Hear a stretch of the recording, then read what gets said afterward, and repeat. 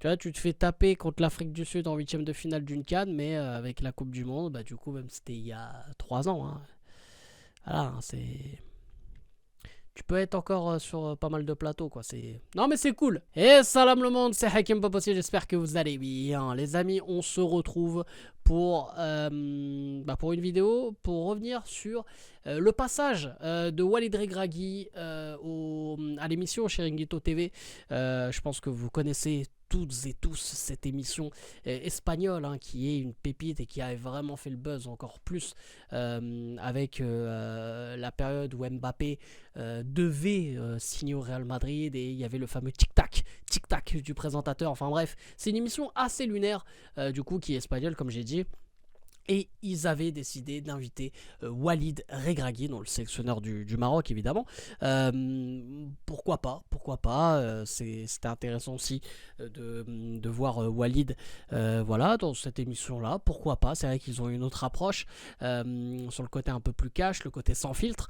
Et voilà, c'était intéressant, ça sortait un peu entre guillemets du contexte, et pourquoi pas aussi apprendre de nouvelles choses concernant Walid Regragui et la sélection nationale, pourquoi pas des petites anecdotes. Il y a eu beaucoup de sujets qui ont été évoqués, on va revenir sur quelques sujets évidemment les plus intéressants et voilà, sur ses dires, tout ça, et évidemment ce que j'en pense, les gars. Mais avant ça, bien sûr, je compte sur vous pour lâcher un maximum de likes et vous abonner en activant cette fucking cloche. Je compte vraiment sur vous, s'il vous plaît. Voilà, je compte vraiment sur vous. Donc voilà, likez, abonnez-vous, mettez cette fucking cloche, c'est super important. Et commentez juste sous la vidéo. Vous me dites ce que vous en pensez de tous ces dires de Walid Regragui. Ça vous jouez juste sous la vidéo. Et avant ça aussi, les frérots, bah cette vidéo est en partenariat. Et oui les amis, en partenariat avec le site John Sport, le site spécialisé dans la vente de maillots de football et même de NBA, hein. S'il y en a qui sont fans évidemment de basket, n'hésitez pas. Vous avez tous les maillots aussi, bien sûr, de la saison 2024-2025 de cette année de football, et aussi les gars, la saison 2025-2026 qui n'a pas encore débuté, mais vous avez déjà les premiers maillots qui sont disponibles, donc n'hésitez pas à aller checker tout ça. Et s'il y en a qui sont plus nostalgiques, n'hésitez pas, vous avez les maillots rétro, vintage, voilà, des années 80, 90, 2000, même des années 70, 50, les gars, n'hésitez pas à aller checker. Et voilà, si vous doutez de la qualité, n'en doutez pas une seconde de plus, les amis, c'est d'une très bonne qualité, en plus évidemment pas cher. C'est pour ça que je vous donne ce plan avec le code HPP20, vous avez 20% de réduction. Regardez-moi ce beau maillot, les amis, il vient de ce site, ce maillot du Maroc, les gars, hein, que je porte évidemment dans de nombreuses vidéos réactions, vidéos débriefs, tout ça. Voilà, bah regardez, ça c'est un maillot, voilà, il vient pas du bled, tout ça, il vient du site John Sport, les frérots. Voilà le maillot officiel du Maroc, tu connais.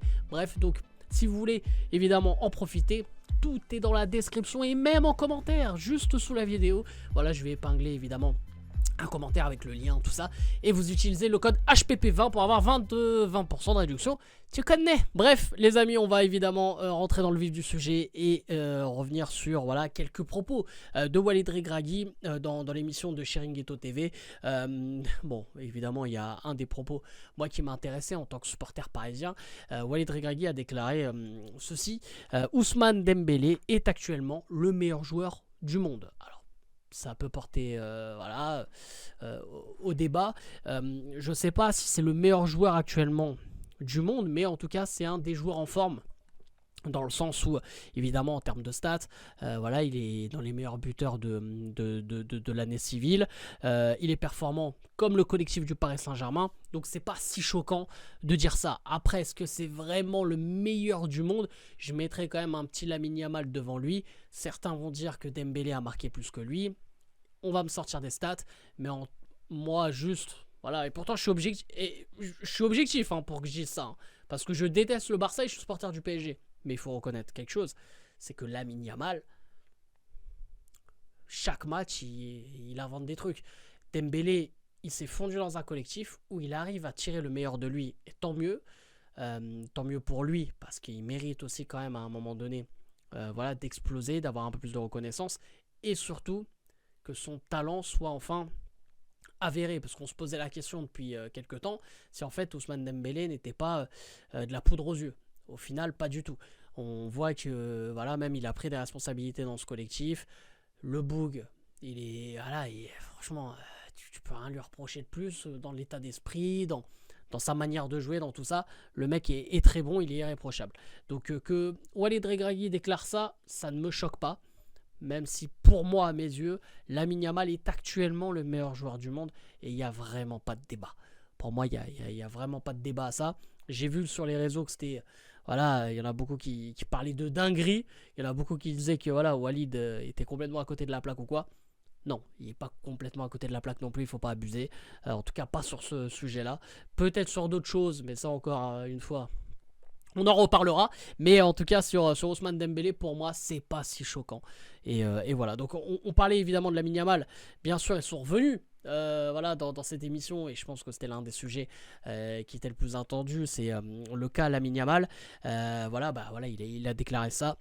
C'est un crack, nous avons tenté de l'amener au Maroc mais il a choisi l'Espagne, j'ai parlé directement avec lui, il a été honnête avec moi et la fédération marocaine, on lui a présenté notre projet, mais 2 ou 3 jours après notre discussion, il m'a dit qu'il allait choisir l'Espagne car il se sentait espagnol. Il a été très respectueux avec moi.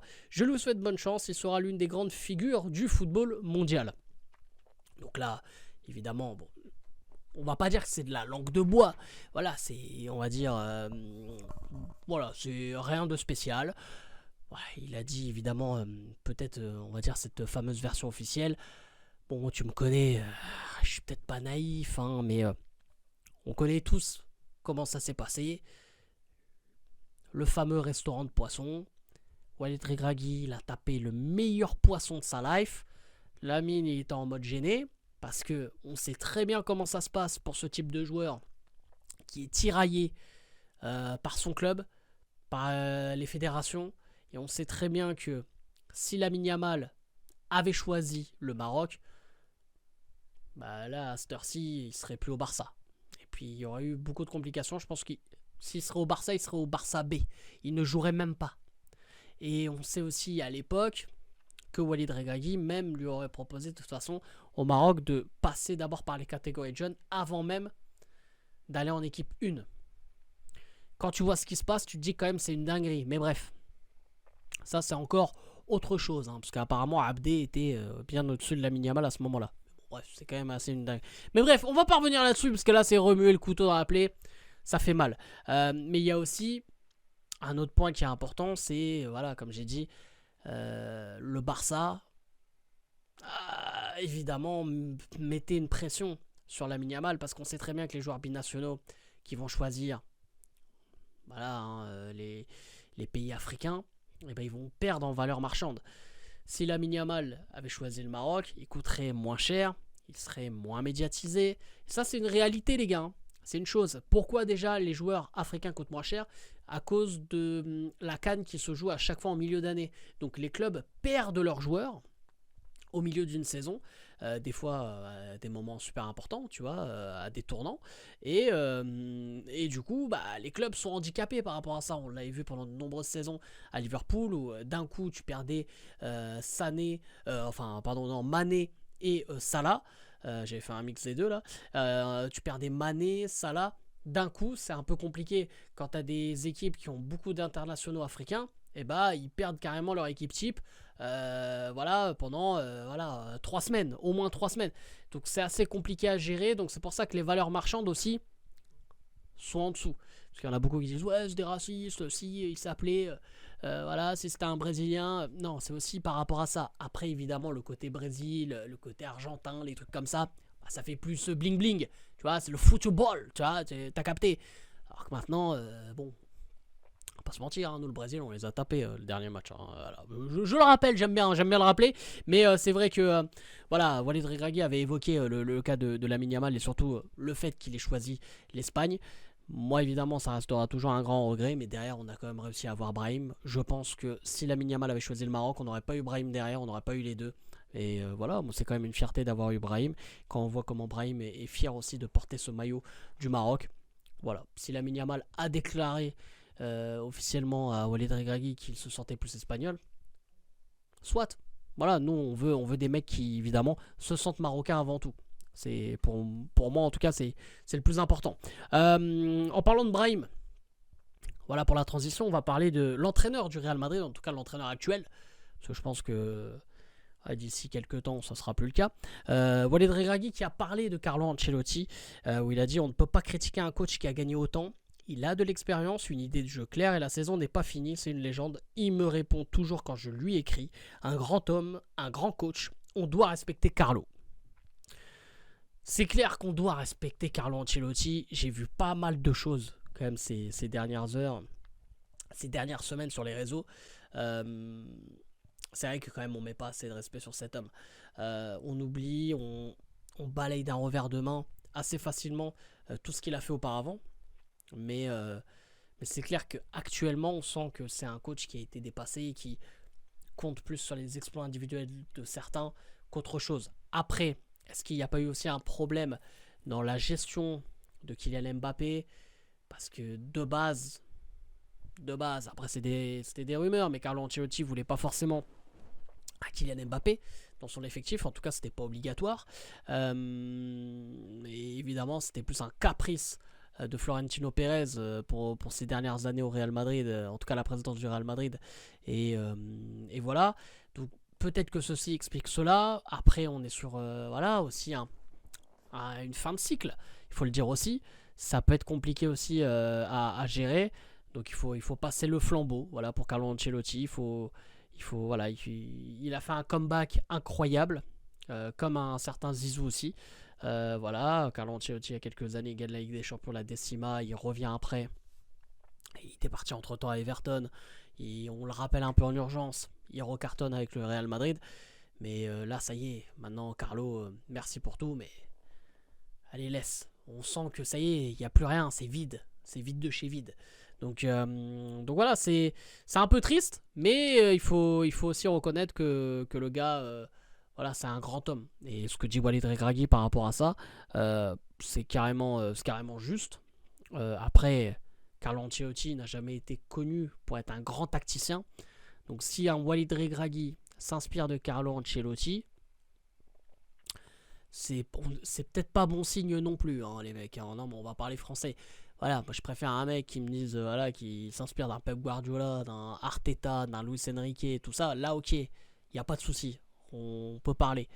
Mais Carlo Ancelotti, ça n'a jamais été connu pour être un grand tacticien. Voilà, c'est quelqu'un qui peut être un meneur d'hommes, avec son charisme, avec quelques mots. Mais c'est pas quelqu'un qui a révolutionné le football, le système, une mentalité. Il n'a pas une identification de jeu. Voilà, il faut parler français. Mais ça n'enlève en rien, évidemment, tout ce qu'il a fait. Et ça n'enlève en rien dans ses qualités quand même d'entraîneur. Mais Walid Regragui, avec l'équipe qu'il a, le groupe qu'il a, le futur aussi qui arrive, on demande beaucoup plus. Après, c'est clair, là aussi, il faut être objectif, les gars. Le rôle de sélectionneur et le rôle d'entraîneur de club, c'est complètement différent. C'est deux métiers totalement différents. Voilà, ça aussi, il faut le dire. Parce que le mec au club, il a ses joueurs tous les jours. Le mec en sélection, tu le vois tous les mois, tous les 2 mois. Et puis, t'es même pas sûr d'avoir le mec dans la même forme. T'es pas sûr d'avoir le mec disponible. Voilà, tu vois, c'est différent. Donc pour pouvoir travailler le jeu, les systèmes et tout, c'est un peu plus compliqué, donc ça prend plus de temps. Sauf que là, quand même, on est 3 ans après la Coupe du Monde et il n'y a pas eu de changement. Mais bref, ça c'est encore autre chose. J'ai envie qu'on se quitte, les gars, sur ces dernières paroles de Walid Regragui, parce que pour moi, c'est un truc aussi qui m'a un peu choqué. Enfin choqué, oui et non, hein, quelque part, si on connaît bien notre cher Walid. Walid Regragui a déclaré j'ai un contrat jusqu'à la Coupe du Monde 2026. Mais dans ce travail, si vous ne gagnez pas, les décisions arrivent vite. Donc si on comprend bien, si on analyse cette phrase, si Walid Regragui ne remporte pas cette CAN 2025, Walid Regragui ne fera pas la Coupe du Monde 2026. On se rappelle aussi de ces mots où il avait dit que si le Maroc ne faisait pas au moins minimum demi-finale à la CAN, donc la fameuse CAN en Côte d'Ivoire, donc juste après la Coupe du Monde 2022, il présentait sa démission. Ce qu'il avait fait d'ailleurs. Il avait dit ça à l'antenne de RMC, là, la radio de raciste, là. Enfin, de raciste, d'islamophobe, pardon, excusez-moi. Et bah, Bon, c'est ce qu'il a fait, hein. Il a présenté sa démission. Tout ça, évidemment, ça avait été refusé par Fawzi Lekjar. Mais, les gars, pour moi, c'est une grosse connerie de dire des choses comme ça, quoi.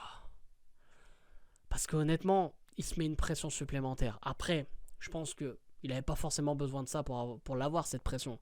Tu joues la CAN à domicile, voilà, c'est évidemment. Mais pour moi, c'est une grosse connerie.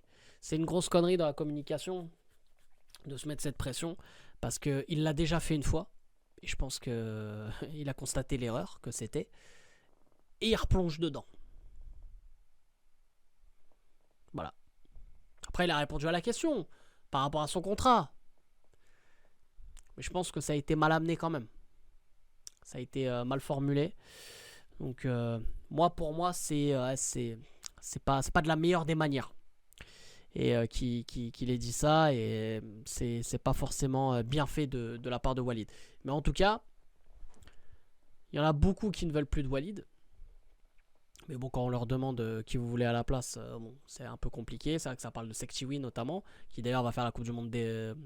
pas la Coupe du Monde des clubs, la Coupe arabe, pardon, pour donc ce mois de décembre. Juste avant la CAN. Mais sinon, moi, je vois personne d'autre. Donc voilà, on va dire que... On va y croire avec Walid. Et on va lui faire confiance à nouveau. Et on va voir ce qui va se passer. Après, est-ce que si on fait demi-finale... ou même finale et qu'on la perd, est-ce qu'on dégagerait Walid Regragui? Je sais pas. Je sais pas, les gars, ça à vous de jouer en commentaire. Moi, en tout cas, les gars, j'ai dit ce que j'avais à dire concernant, évidemment, l'intervention de Walid Regragui à Chiringuito. Ça à vous de jouer, évidemment, juste sous la vidéo. Vraiment, répondez en commentaire. Dites-moi ce que vous en pensez. N'hésitez pas, surtout, à lâcher un maximum de likes et à vous abonner en activant cette fucking cloche. Et bien sûr, les frérots, on se retrouve très très vite. N'hésitez pas aussi à utiliser le code HPP20 pour avoir 20% de réduction sur votre maillot sur le site John Sport. Tout est dans la description en commentaire. Je vous l'ai déjà dit, chicané. Sur ce, c'était Hakim pas possible. Je vous aime, je vous laisse. Et bien sûr, les frérots, dis-moi Maghreb et allez le foot.